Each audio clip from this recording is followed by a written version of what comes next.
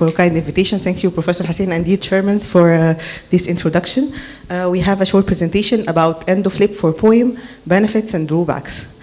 Functional lumen imaging probes, it's an assessment tool for measuring the mechanical properties of the certain areas of intestinal wall, for example, the esophagus.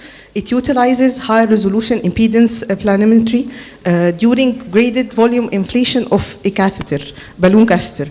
To assess cross-sectional area and distensibility. This sounds very complicated. So what the device is composed of a catheter with multiple electrodes attached to it, a balloon that can be inflated with a special saline for allowing conductivity. At the end there is,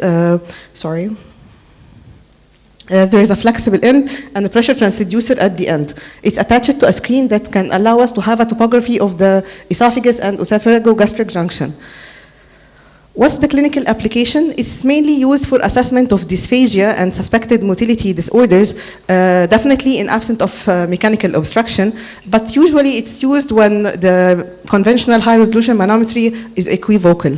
Also, it's used to monitor a response in patients with eosinophilic esophagitis because it allows us to assess distensibility and the diameter of the esophageal body.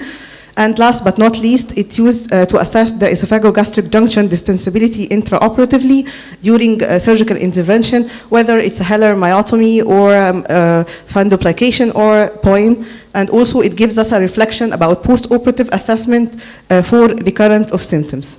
What are the contraindications? Basically, it's done after a conventional upper endoscopy, so it's the same as the contraindication of upper endoscopy. However, we have two more extra contraindications. If the patient has acute or uncompletely healed esophageal perforation, or if there is an acute upper GI bleeding.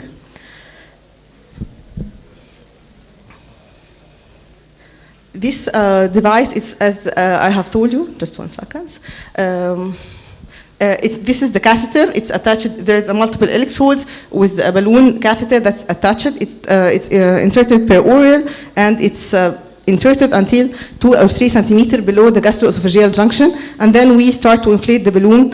It has uses, as we have said, into anti-reflux procedure, Heller's myotomy, and here in anti-reflux, it helps us to assess the degree of fundoplication. As we can see, it gives us a reflection about the degree of the diameter of the esophagogastric junction.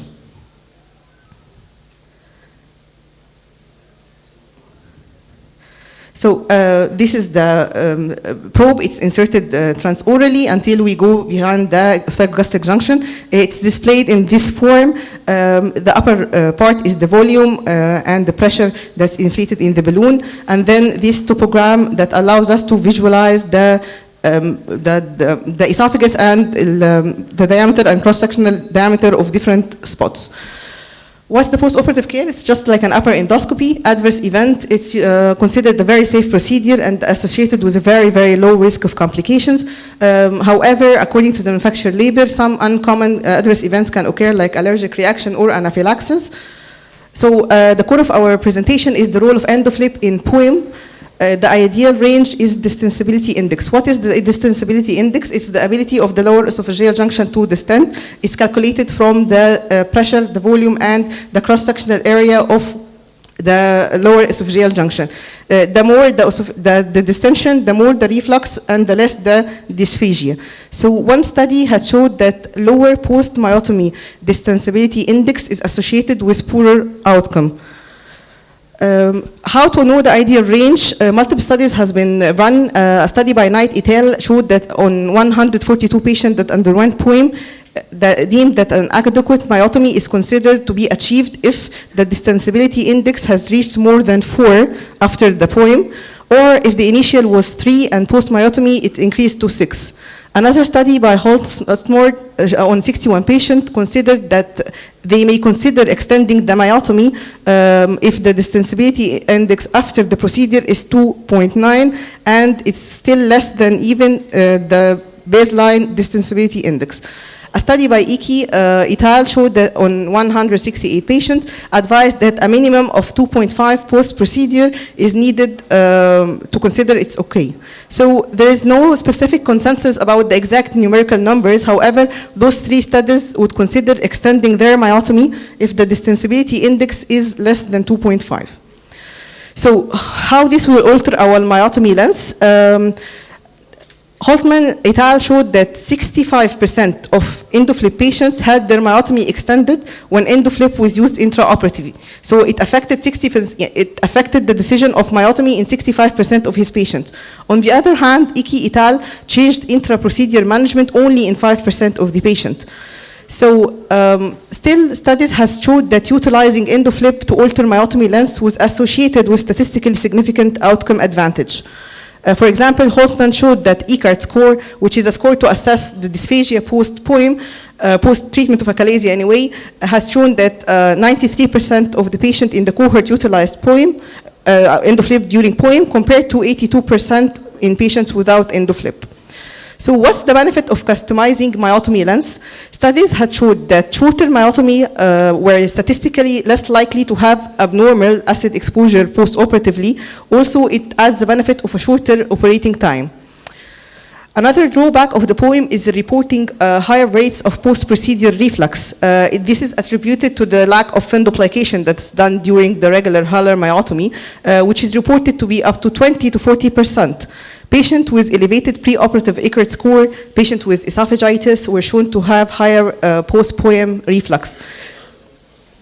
So when using an EndoFlip, post-POEM distensibility index was found to be statistically higher in patients with reflux 1 year than compared with none. So this will allow us to help to predict whose patient is more likely to have reflux and who is not. Another benefit of EndoFlip is that it's, practically speaking, done in a sedated patient after a regular upper endoscopy. So it's far more comfortable procedure for patient than non-procedural high-resolution manometry. So based on this evidence, we can rule with some confidence, roll out patient who cannot, sometimes patient with achalasia cannot tolerate high-resolution manometry and even cannot tolerate barium swallow. So if we do an upper endoscopy and EndoFlip and the results are normal, we can surely exclude achalasia as a cause of dysmotility or the patient's symptoms. To sum up, and our take-home message is that manometry, high-resolution manometry, is still and remaining the standard diagnosis for dysmotility. However, EndoFlip is a complementary in patients in whom manometry or oesophagography is not definitive or cannot be performed. Several studies suggest that EndoFlip can be safely used to customize myotomy length without compromising the patient outcome. However, further studies are needed to know the exact cutoff points that we can rely on. It may also be used following treatment to predict recurrence and the need of further treatment or intervention. And here is the ICRID Motility Room of Cairo University. Thank you so much.